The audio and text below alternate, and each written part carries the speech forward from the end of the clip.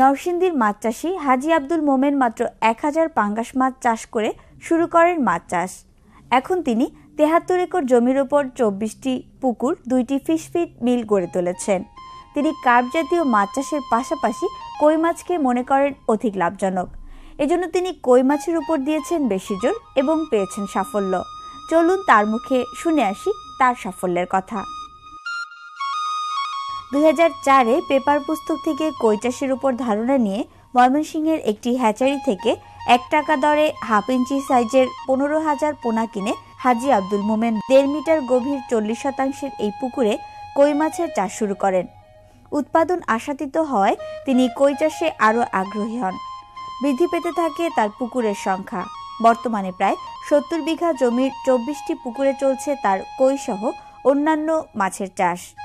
শুটকি মাছের গুঁড়া, সরিষার খৈল, কুড়ো ইত্যাদি দিয়ে হাই প্রোটিনযুক্ত ফিশ ফিড বা মাছের খাবার তৈরি হয়। সকাল বিকাল দুবেলা এই খাবার দেওয়া হয় পুকুরে। মাছের ওজনের শতকরা হিসেবে যেমন রেণু থেকে 50 গ্রাম ওজন পর্যন্ত ওজনের শতকরা 15 ভাগ এবং 50 গ্রামের ওপরে গেলে ওজনের শতকরা 7 থেকে 8 ভাগ পরিমাণে খাবার দেওয়া হয়। 2 গ্রাম থেকে 100 গ্রাম পর্যন্ত হতে সময় লাগে 110 দিন। হাজী আব্দুল মোমেনের 90 থেকে 100 গ্রাম ওজনের কই মাছ কেজি প্রতি 180 থেকে 220 টাকা দরে ঢাকা ও ভৈরবের আড়তে বিক্রি হয়। তার 100 গ্রাম ওজনের 1 কেজি কই মাছের উৎপাদন খরচ পড়ে 70 টাকার মতো। দৈনিক গড়ে প্রায় 200 কেজি কই মাছ উৎপাদন করছেন তিনি। বর্তমানে বিভিন্ন পুকুরে বিভিন্ন সাইজের প্রায় 1,60,000 কই মাছ রয়েছে তার। কই মাছে সাধারণত ত্বকে ক্ষত রোগ দেখা গেলেও হাজী আব্দুল মোমেনের কই মাছে এখনও কোনো রোগ ধরা পড়েনি। 15 থেকে 20 দিন অন্তর পুকুরের পানি টেস্ট করেন তিনি।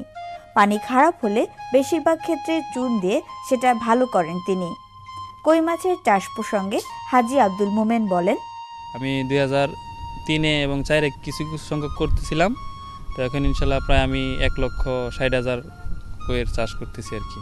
অন্য মাছের মতোই কই মাছের পরিচর্যা করতে হয়, তবে লক্ষ্য রাখতে হবে যে মাছ মারা যায় কিনা, মাছের রোগ ব্যাধি এগুলি কি হয় কিনা। সাথে সাথে আপনার পুকুরের পরিবেশ, পুকুর পরিচর্যা, মাছের খাবারটা অবশ্যই ভালো হতে হবে এবং প্রোটিনযুক্ত হতে হবে। পানির গভীরতা 1 মিটার কি 1.5 মিটার রাখাটা, এইসব পুকুরের গ্রোথ ভালো পাইছি আমি। আকাশে গর্জন হইলে এটা চলে যায়, এটা ঠিক। তবে এটা যখন মাছের সেক্স হয়, ডিম হয়, তখনই এটা এরকম হয়। তবে ডিম হওয়ার আগেই বিক্রি করার সময় আসে। তবে আমার পরামর্শ হলো পুকুরের পার নেটিং করাই উত্তম, নেটিং করাই ভালো। কই মাছ চাষ বদলে দিচ্ছে হাজী আব্দুল মোমেনের ভাগ্যটাকে।